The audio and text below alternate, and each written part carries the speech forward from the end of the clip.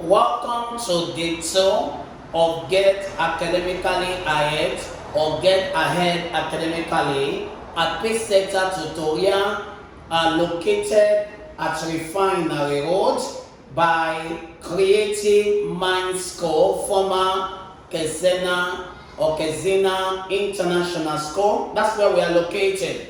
And this is day 2 of our resumption. And today we're looking at electricity.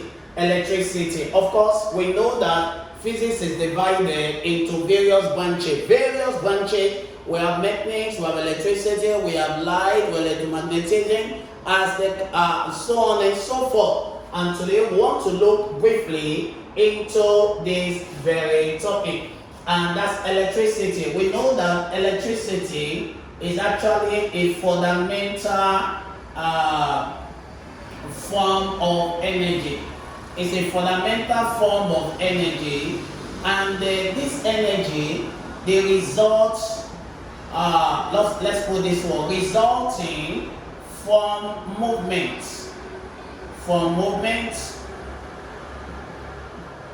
of electric charge or charges. Now, so you will agree with me that electricity is actually a form of energy, and this energy is as a result of the movement of electric charges. That's why if you want to express electric current mathematically, if you want to express it mathematically, you express it as what? Current. Look at it now. This is electric current, I. Now, electric current, we say that is equals to quantity over time. In other words, this is in coulomb, that's the unit, and this is in seconds or minutes or hour. So you have your electric current that is in ampere equals to quantity over time. So quantity therefore is current times time. So you have it. So this is an equation you need to take note of, and this is also an equation. So we call this equation 1, and then we call this equation 2. Okay, so the first one is called equation 1, and why this, I would like to call it equation 2. Now, what do we do from here? We remember that there is a law guiding electricity, or a law guiding all of this, and that law is what we call the Ohm's law.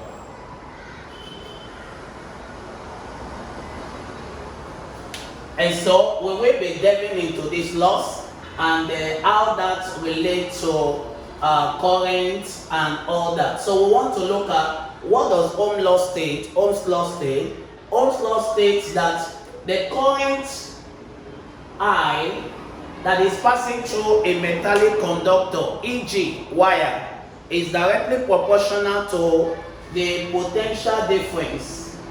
The current that is passing through a metallic conductor, e.g. wire, is directly proportional to the potential difference, provided temperature and other physical factors are constant.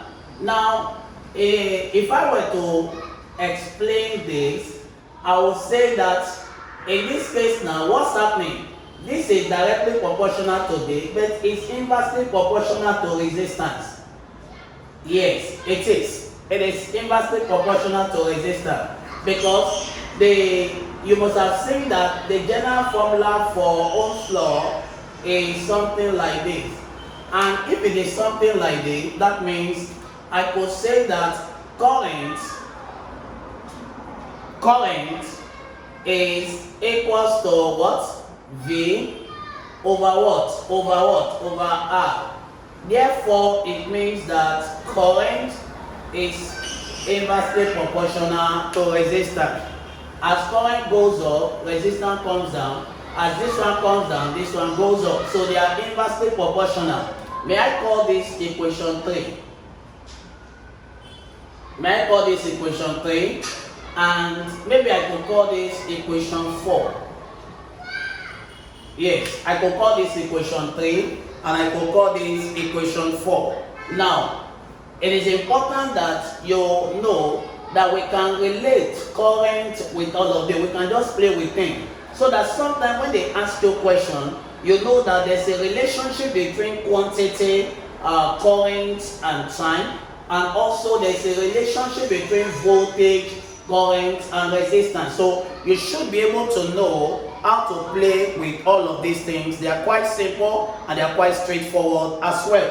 Now, it is important that we look at this, the work done in electrical cycle. But before we do that, I like to consider what I refer to as the laws of resistance. Laws of resistance.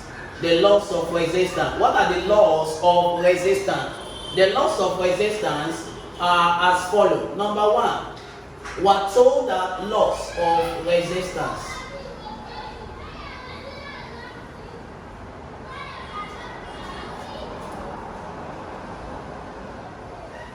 Laws of resistance. Now, what we are told about this law is that number one, that resistance is directly proportional to length. As this increases, this increases. As it decreases, it decreases. Number two, we are told that resistance is inversely proportional to area. And then, number three, we are told that resistance is directly proportional to temperature. And then, of course, resistance is dependent on the nature of material. Okay, so that's very important for you to know. But I'm particular about the first two. So when you bring in the first two, you have something like this. Remember, this is directly proportional and this is inverse, so you could do it this way. And if you want to change the proportionality sign, you have something like this over this. Ah, wow. So I could call this one my equation 5. Now, if you look at this is your resistance. This is your area. And your area can be in pi d square over 4, or your area can be pi r square. Remember that radius, diameter is 2 radius. That's why it's like this. Okay, take note of that. And then what we have here is called resistivity, which is a reciprocal of your conductivity. And then this is your length. So take note of this. Okay, so we have this formula here. Resistance directly proportional to what? To your resistivity, and directly proportional to length, but inversely proportional to area. I'm sure that is very, very clear. That is very clear, right? So now, equation 6, I like to say that our resistivity is inversely proportional, or reciprocal, or conductivity. Equation 6. Because there are times that you are given question and then you are asked to find the conductivity, and then you are not given any other information. You are given resistance, you are given length, or maybe you are given area. You have to find the resistivity, and then after you found it, then you can now find the reciprocal, of course, by making C subject of formula. Simply say that C is equals to 1 over, say that C is 1 over resistivity. Automatically, that will give you your answer. And when you do that, you have your answer given to you. I'm sure that is quite straightforward. Now, if you have any question on what I've done so far, you have any question on what I've explained so far, you can ask your question. Okay, so I like to wipe this part of the board.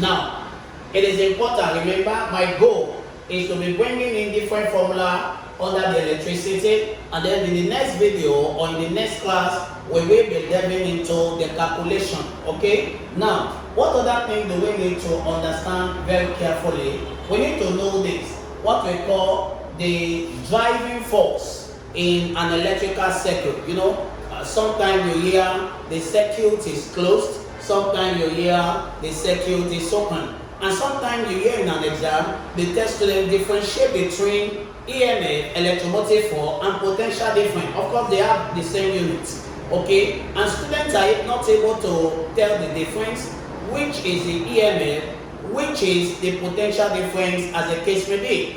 They are not able to tell the one that requires the delivery of current in the circuit and the one that does not really require the delivery of current in the circuit, or does not have the delivery of current in the circuit. Now, it is important I derive this, that E, which is our electromotive force, I'll say is equals to our capital voltage and a small voltage. So you can have a situation like this, and then where your E, electromotive force, what's your V? We go back to what we said about V, equation 3. So from your equation 3, we call equation 3. So if you substitute, let me call this equation 7 now. Let me call that equation 7.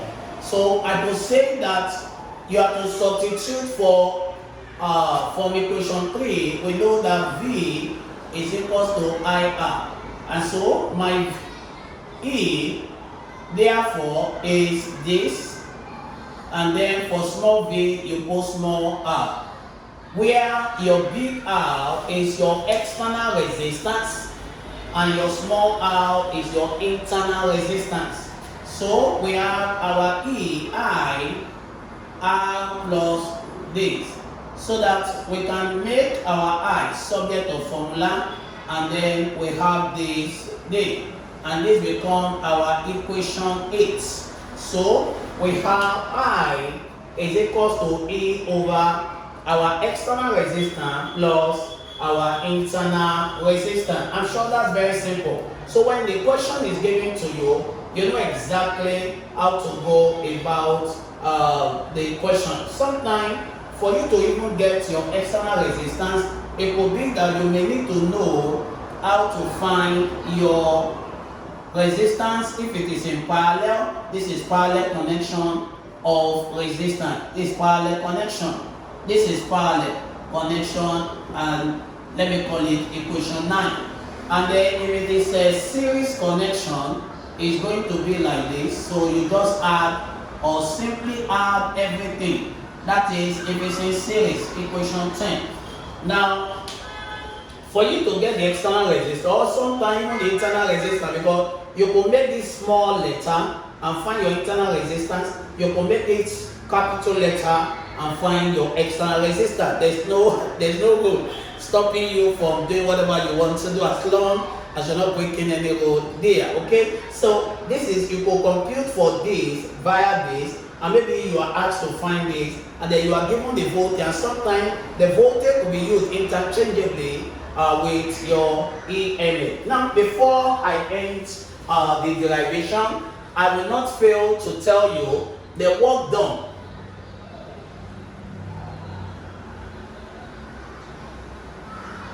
in an electrical circuit.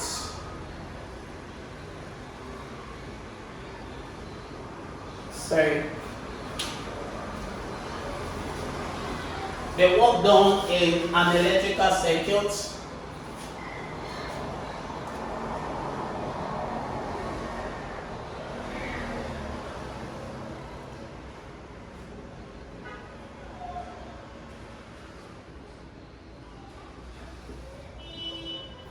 So the work done in an electrical circuit. What does that mean? The work done in an electrical circuit, okay?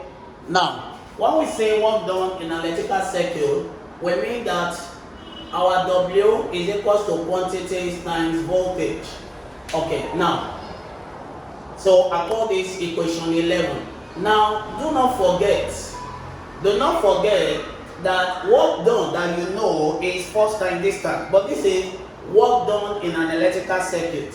And do not forget, but you know that your quantity is current multiplied by time.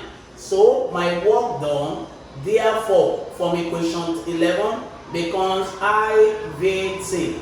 Equation what? Equation 12. So you have this. So IVT. Now equation 12 is so important, very important. From Ohm's law, let's recall what Ohm's law say. From Ohm's law, we know that our V is IR from Ohm's law. And if V is equals to IR, what happened? I could substitute. So substitute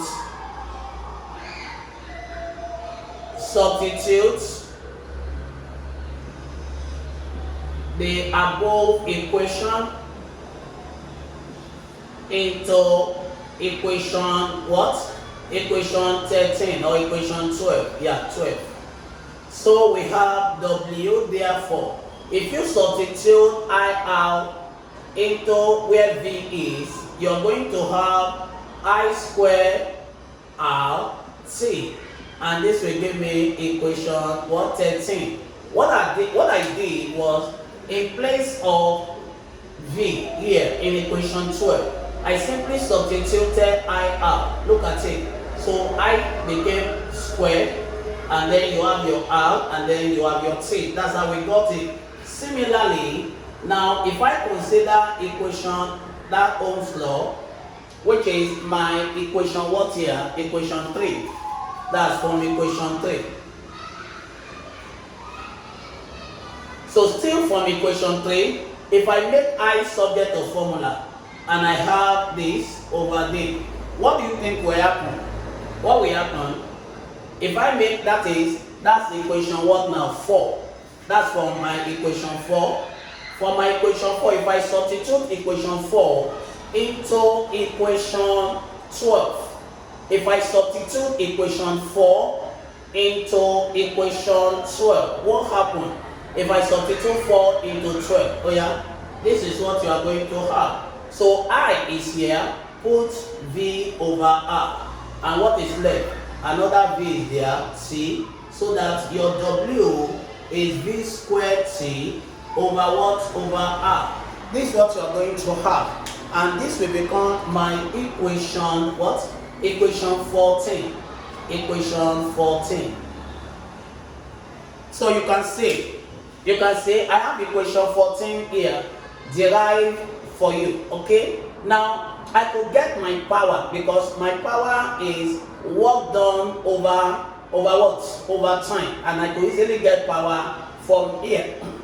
But we're going to stop the derivation here. I have about 15 or 14 equations for you.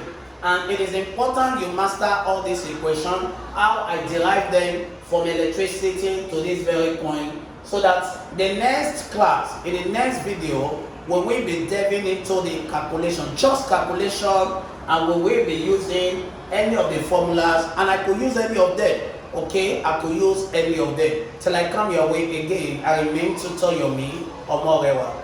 Bye. Bye.